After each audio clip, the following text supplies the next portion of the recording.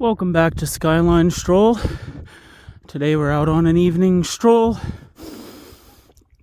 and we're going to talk about authenticity and how it will cause a lot of changes in your life when you start being more honest with yourself about what you think, feel, and value. So we're going to talk about those changes, how to adapt to them and confront them, and how to keep making sure that those changes are positive instead of negative. So let's get into today's walk, have a good little talk about it, and yeah. Okay guys, so once you start being more honest with yourself, I mentioned a lot of things are going to start to change. Some of the biggest ones are going to be the way people around you act, especially if you had a lot of like toxic and unhealthy relationships. Those people are going to be very displeased at you changing and growing. They may say something like, "You've changed, man." Well, you're right, I have changed. And we should change. We should try to grow and become the best version of ourselves that we can be, right? Like, shouldn't we all strive to do that in any way we can? So yeah, you're right, I have changed. Thank you for noticing. And okay, so ways to deal with this when it comes up. Just say, yeah, I'm just trying to do better, or try to state like simple facts. Don't fall into defensive sentences and let them lure you into conflictual conversation. Just don't let it happen. Just be like, this is how I feel. Or I'm sorry you feel this way, I understand. Stuff like that, to just keep it nice, simple, and neutral to the best of your ability when you're dealing with these people. Because your growth is forcing them to self-reflect, and it makes them uncomfortable. So they feel a need to try and stop you. So you're going to have to learn how to confront and deal with this, because at least one person you're close to, I'm sure, will fall into this category.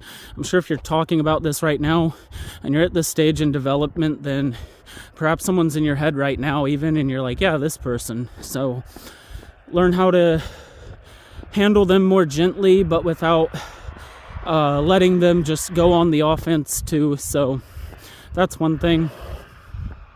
It can be downright draining, exhausting to put on a mask and a front all the time and just pretend you're someone or something you're not. This just doesn't get you where you want to be, because the mask will lead you in directions that are not what you actually want to do. So it might get you in the direction you're moving in, but if you don't actually want to move in that direction, is that actually a good thing?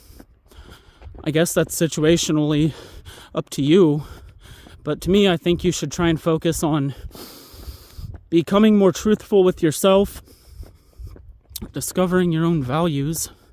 And once you have discovered your own values, then you can try to apply them to your own actions each day. You want to balance being compassionate with yourself with being honest with yourself.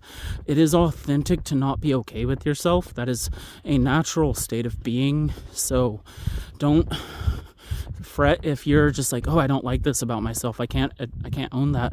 You should own that, because that's the only way you're going to have a chance to change it. So own it. And if you can, then you have a chance to change it. So on top of balancing honesty and compassion, you also kind of need to expose yourself to alone time. I know I recently did a video on the pros and cons of isolation and spending time by yourself, but today I guess I'm going to add to that a little. Alone time can be very, very valuable. If we're not getting at least a couple hours alone each day, that's really not good for our mind. I get that in the modern world, it is oh so easy to be very, very busy and constantly interacting with someone, networking, talking to people at work, catching up with friends and family, catching up on your favorite social media influencers, all of that. It can be very easy to stay busy, but you should prioritize some yourself time. And to prioritize yourself time, set designated alone time and just do it. Put the phone down for a bit and kind of, if you're bored, be bored. Sit with that. It might lead you to some of the better thoughts and opinions you've come to, and might lead you to some great ideas. Boredom can downright be a tool for making our life better. So let yourself be bored, but also in your alone time, learn how to enjoy your own company. Pick up a hobby that you can do just by yourself and take some pride in and making progress in, even when you're just doing it for you and nobody else.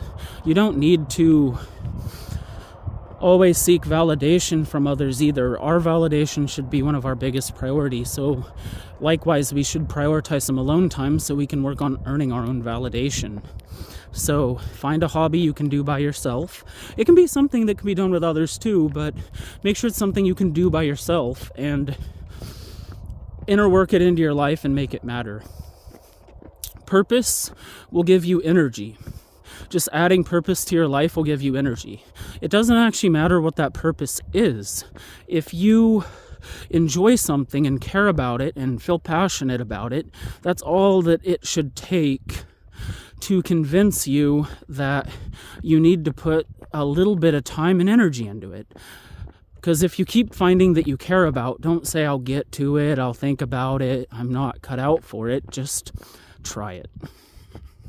Which leads to my next point. Another step to becoming more authentic with yourself is to learn to try before you judge. So a lot of times when we're presented with something we've never done before, our brain will instinctually be all like, oh, how are we going to do if we try this? And we kind of want to avoid embarrassment subconsciously a lot of times. So we might think, oh, I've never done anything like that. I'm going to look like a complete novice.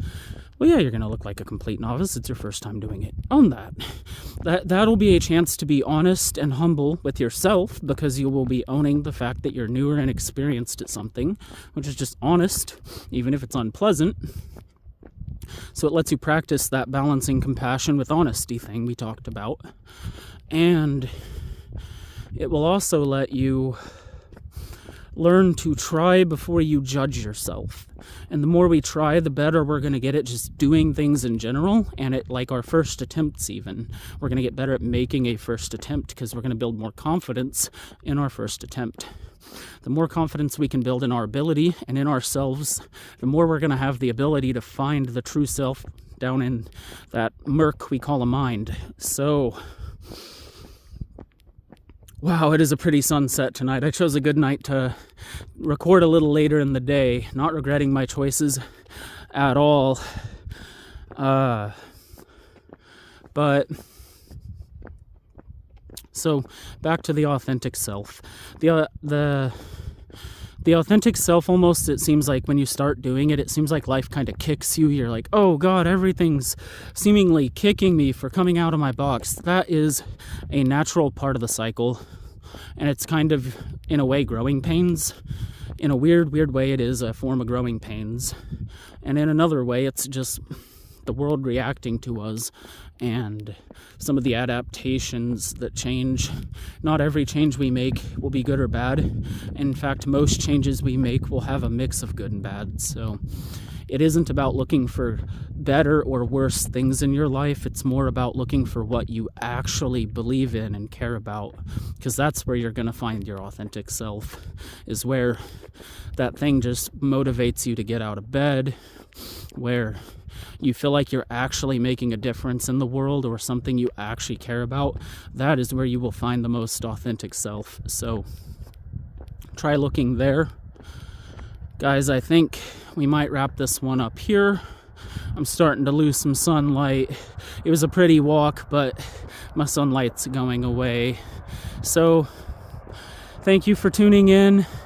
Have a lovely day, and I hope your search for yourself has results. Good night.